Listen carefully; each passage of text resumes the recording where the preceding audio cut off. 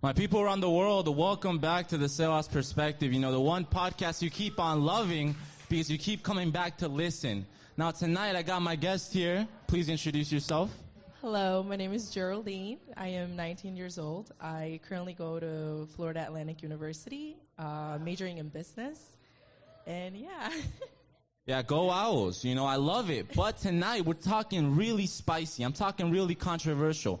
I'm talking about the immigrant mindset. I got the Colombian heritage within me. She's got the Colombian heritage within her. And tonight we're really going to be talking about a lot of the issues that many people don't see of the immigrant mindset, you know, of people coming from other countries, not just Hispanic, but countries around the world, and how those issues sometimes can just be ignored because we just don't know about it. You know, if you don't communicate it, if you don't talk about it, no one knows about it. And I think in this society today, we don't have enough conversations. We like to stay quiet. We don't want to get controversial. We don't want to offend anybody.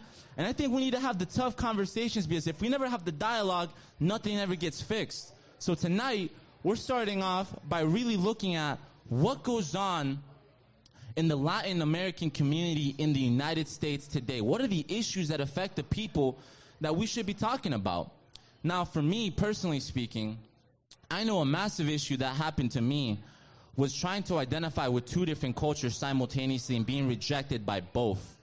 Because for me, being born here in Miami, I only grew up with a Colombian household. That's the only culture I knew. I only spoke Spanish in the house. I only had Colombian food in the house. That's all I knew.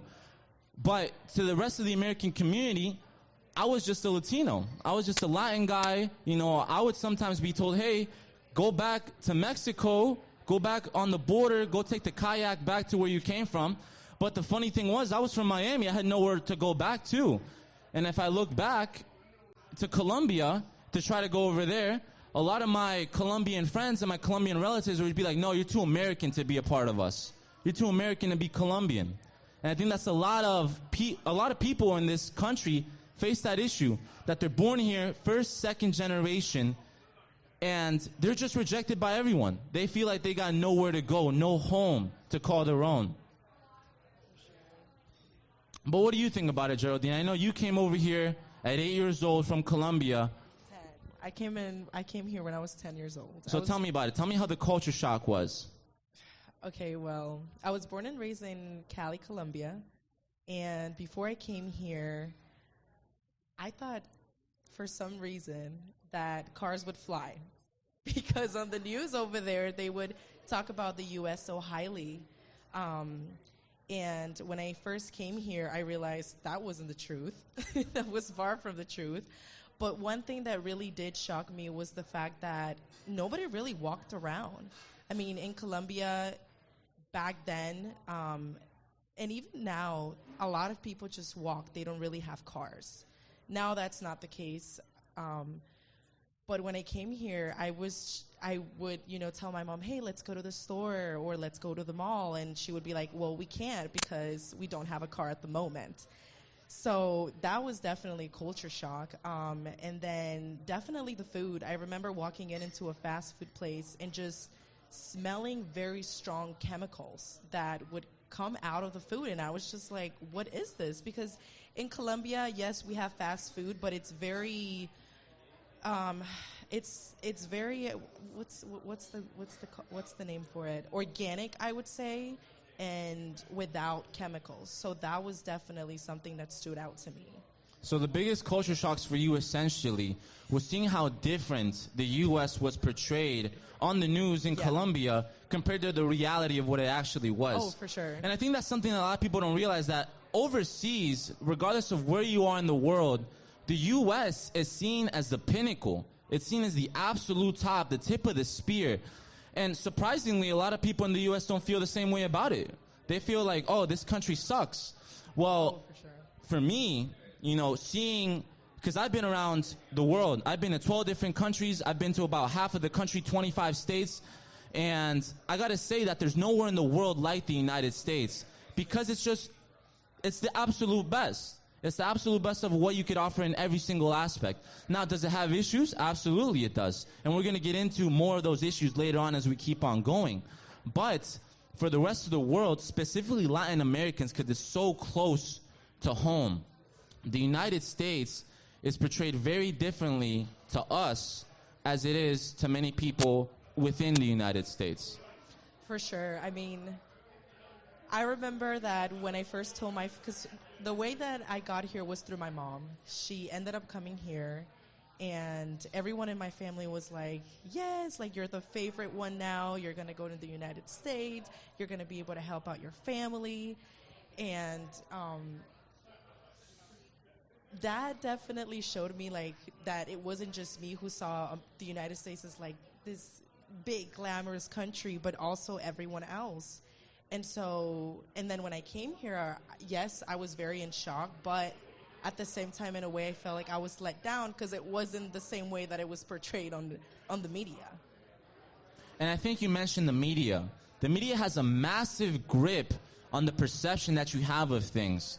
I think that the media doesn't really represent a lot of the Latin community because they just see Latin Americans as political tools. They see them as just voters and not really focusing primarily on what their actual needs are because they don't really listen to them. There's no need to, because Latinos will either flip from one side or the other or not, depending on what is offered to them. And again, because the media has such a control of the perception of how we see ourselves, I find that the media sometimes divides many Latinos and makes them kind of turn against each other. Oh, you're Puerto Rican, you're Argentinian, you're Mexican, you're Colombian. You have all these different cultures.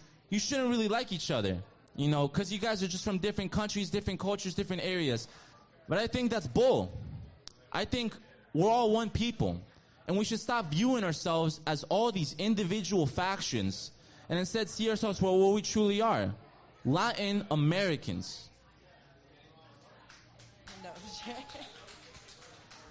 But continuing on that same thread, a massive issue that I do see that Latinos and many other immigrants face today is the fact that they feel like just because they come to the United States, they don't have to adapt also to the culture here. There's a culture in the United States, and it's good to embrace that. It's good to adopt that. It doesn't mean that you don't appreciate the culture you come from or you want to disrespect the nation that provided you your birthright. But it does mean that that country that you left didn't give you what you originally needed. So you decided to come here. Don't ever forget where you came from, because the people that forget where they come from lose themselves. But also be able to embrace the fact that you're also a new individual and that you should adopt some of those cultures and customs, like speaking English. I'm saying this as a Colombian guy. You got to learn how to speak English, man. No, for sure. I feel like that's one of like the biggest problems that I've seen. I mean, including my own family, I would say my mom, she's been living here for about 15 years and she still has not learned English because she doesn't think that it's necessary. And in fact, that actually brought a lot of problems because when she separated from her first husband, she ended up by herself and she had to take on jobs that were not paying her as well, all because she didn't know English. And you see, that right there, it spreads. Because you don't try to adapt and learn English, you get worse jobs than what you probably deserve, than what you could probably do, you qualify for. So there, in turn, the secondary effect of that is that your family suffers because of it.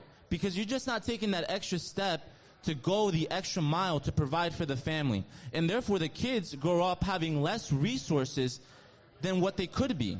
Not even just that, but it puts on a lot of pressure on the children, I would say. I mean, I feel like my mom not knowing English definitely put a pressure on me to not be a child and have to translate just like taxes papers, work stuff that from a restaurant she used to work at, or just even like conversations that she would have with people that did not know Spanish.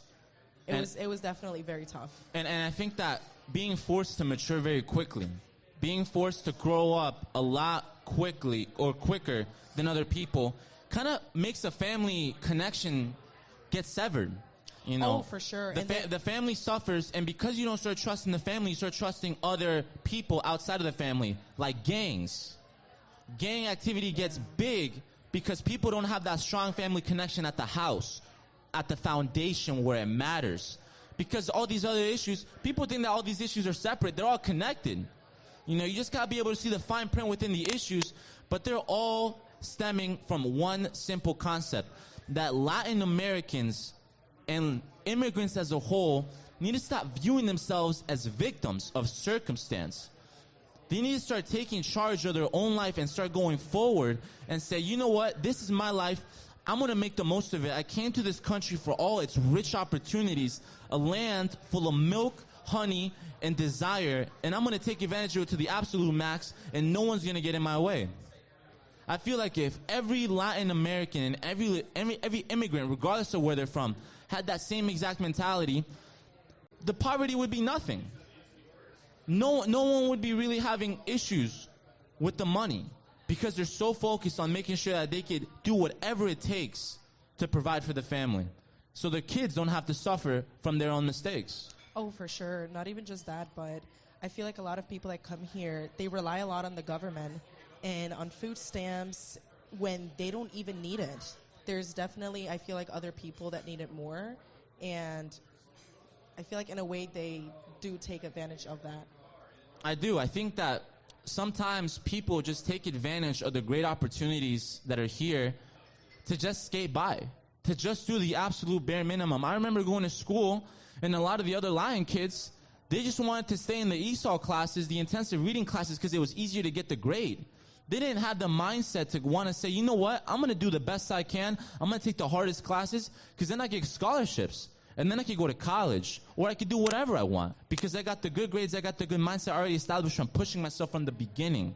But a lot of people just want to skate by, do the bare minimum, and that's where they end up where they do. But then they start complaining at why no one in the state government in Washington is doing anything for them. Why the rich relatives, you know, living in Miami aren't taking care of them. Oh, for sure. That's a massive For issue. sure. Why don't you start taking care of yourself first before you start asking other people to do favors for you? Because then you become one thing, and that's called being dependable. Well, not even just that, but I do feel like a lot of people back home in Colombia, they do that. They rely a lot on the families that have come into the U.S., and then all they do is just want to ask for money and help, which is fine, but I feel like there's a line in which they cross. Yeah, because they start viewing you more as like a cash cow, as a paycheck, instead of your actual family member. And again, that says a lot about what the current system in our countries does to people, that it makes them become like that, that it makes them think more about survival than blood, than the family connection, which is why they want to get out of there in the first place. I talk to people from Venezuela, you know, that have been dealing with the communist government for years. And when they come here, they're shocked. They're very shocked to see the amount of opportunity and the amount of things that we have. Something as simple as simply going to Publix or Costco and seeing everything stacked to the absolute top. And there's no shortage of food whatsoever. It's stuff that we, as people that live here for so long, don't even think about. We don't think about that other people in other places of the world gotta walk miles, gotta wait in line for hours to just get a roll of toilet paper, just get a bottle of water, and maybe that will last them for the month. Maybe they don't know the next time that they're going to be able to get the resources. So that's why they have to flee. And I think a problem here in the U.S. is that sometimes people just don't understand that.